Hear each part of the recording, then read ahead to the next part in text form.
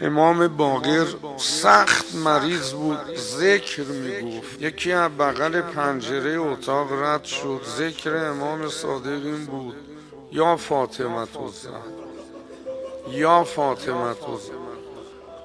این رونده در زد، گفت میشه بیام عیادت؟ گفتن بله بیا. اومد گفت آقا شما چطور ذکرتون یا فاطمه الزهراست؟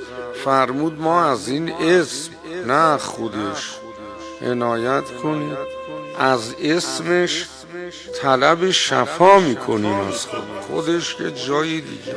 یا فاطمه